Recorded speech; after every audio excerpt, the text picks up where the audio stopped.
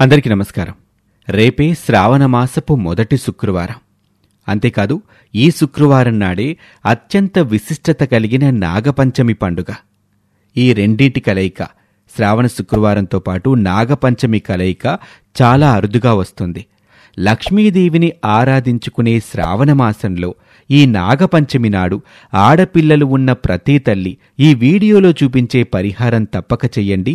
లక్ష్మీ కటాక్షాన్ని మీరు మీ సొంతం చేసుకోవచ్చు. అంతేకాదు, మీ సంతానం సకల సంతోషాలతో సౌభాగ్యంతో కలకాలం ఆనందంగా ఉండాలని మీరు కోరుకుంటున్నట్లయితే తప్పకుండా ఈ పరిహారాన్ని ఈ శ్రావణమాసపు మొదటి శుక్రవారం అలాగే నాగపంచమి కలయికతో వస్తున్న నాడు తప్పక చెయ్యండి. మీకు లక్ష్మీ కటాక్షం మెండుగా ఉంటుంది. పరిహారం ఏ విధంగా చెయ్యాలి? నాగపంచమి శ్రావణ శుక్రవారం కలయికగా వస్తున్న ఈ రోజు యొక్క విశిష్టత ఏంటి? ఇలాంటి ఆసక్తికర అంశాలు ఈ వీడియోలో వివరించడం జరుగుతుంది. మీరు మా ఛానల్ ఇప్పటివరకు సబ్స్క్రైబ్ చేసుకోకపోతే వెంటనే సబ్స్క్రైబ్ చేసుకోండి. సబ్స్క్రిప్షన్తో పాటు ఆ పక్కనే ఉన్న బెల్ ఐకాన్ని క్లిక్ చేస్తే మేము అప్లోడ్ చేసే ప్రతి వీడియో మీకు నోటిఫికేషన్ రూపంలో వస్తుంది.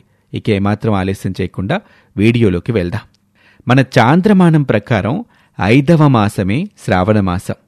పౌర్ణమి తిథి రోజున చంద్రుడు శ్రవణ నక్షత్రంలో ఉంటాడు కాబట్టి ఈ నెలకు శ్రావణమాసం అనే పేరొచ్చింది. అంతేకాదు, శ్రీ మహావిష్ణువు జన్మ నక్షత్రం కూడా శ్రావణ నక్షత్రమే. శ్రవణ నక్షత్రంలో పుట్టారు కాబట్టి ఈ మాసానికి శ్రావణమాసం అనే పేరొచ్చిందని కూడా చెప్తారు. కాబట్టి ఈ నెలలో చేసే పూజలు ఎంతో విశిష్టమైనవి అని ప్రతి ఒక్క హిందువు నమ్ముతాడు. శివకేశవుల్ని అత్యంత భక్తితో ఈ శ్రావణమాసంలో ఆరాధిస్తారు. శ్రావణ సోమవారాలు, శ్రావణ మంగళవారాలు, శ్రావణ శుక్రవారాలు, వరలక్ష్మీ వ్రతాలు, మంగళగౌరీ వ్రతాలు, ఇలా అనేక ప్రత్యేకతలున్న మాసం ఈ శ్రావణమాసం. ఈ నెలలో చేసే పూజలు మీకు అనంత పుణ్యాలని ప్రసాదిస్తాయని భక్తులు నమ్ముతారు. శ్రీ మహావిష్ణువు, శ్రీ మహాలక్ష్మికి ఈ శ్రావణమాసం ఎంతో ఇష్టమైన మాసం. ఈ నెలలో మీరు చేసే వ్రతాలు, నోములు మీకు విశేష ఫలితాలు, సకల సౌభాగ్యాలని ప్రసాదిస్తాయని, అందుకే శ్రావణమాసాన్ని ఆధ్యాత్మిక మాసమని పెద్దలంటూ వస్తున్నారు. ఈ శ్రావణమాసంలోనే నాగపంచమి కూడా వస్తుంది. శ్రావణమాసంలో వచ్చే నాగపంచమికి చాలా విశిష్టత ఉంటుంది. ఈ సంవత్సరం శ్రావణ శుక్రవారం, నాగపంచమి కలిసొచ్చాయి. హిందువులు తమ ధర్మశాస్త్రాలలో చలిచీమల నుండి చతుర్ముఖ బ్రహ్మ వరకు రాయి, రప్ప, చెట్టు, చేమ, వాగు, వరద, నీరు, నిప్పు అన్నింటిలోనూ దైవత్వాన్ని దర్శిస్తారు. హిందువుల దృష్టిలో పాము కూడా పరమాత్ముని స్వరూపమే. 1000 పడగల ఆదిశేషుడు విష్ణుమూర్తికి పాన్పు, వాసుకి పరమేశ్వరుడి కంఠాభరణం, అలాగే వినాయకుడు నాగయజ్ఞోపవీతుడు. శ్రావణమాసంలో వచ్చే పంచమినే నాగపంచమి అంటారు. బ్రహ్మదేవుడు ఆదిశేషుని అనుగ్రహించిన రోజే ఈ నాగుల పంచమి. నాగుల చవితిలాగానే నాగపంచమి నాడు కూడా నాగదేవతను పూజించి పుట్టలో పాలు పోస్తారు. నాగపంచమి రోజున నాగదేవతను పూజించిన వారికి సంవత్సరం పొడుగునా ఎలాంటి సమస్యలు లేకుండా అన్ని కార్యాలు సవ్యంగా జరుగుతాయని భక్తులు విశ్వసిస్తూ ఉంటారు.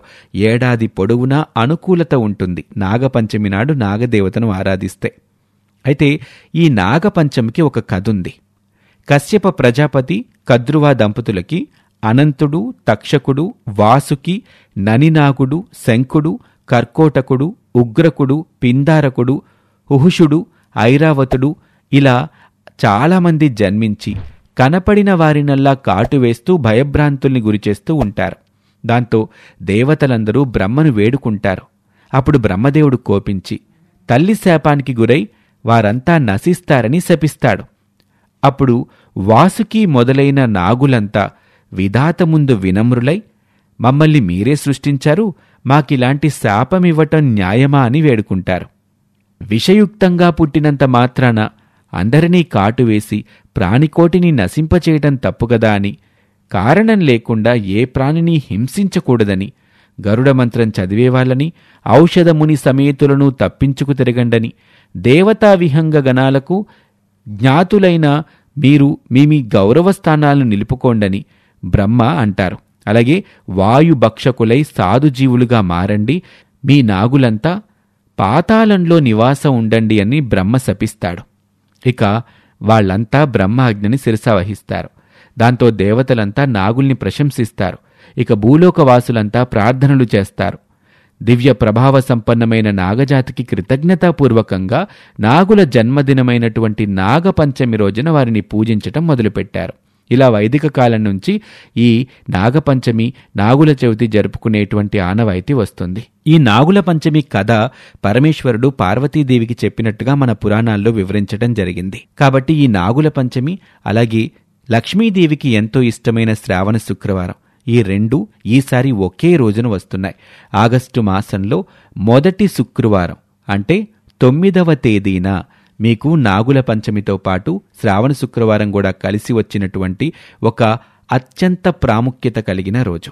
ఈ రోజున ఆడపిల్లలతో, మీ ఇంట్లో ఉన్న ఆడపిల్లలతో ఒక చక్కటి పరిహారం చేయించండి, మీకెంతో మేలు కలుగుతుంది.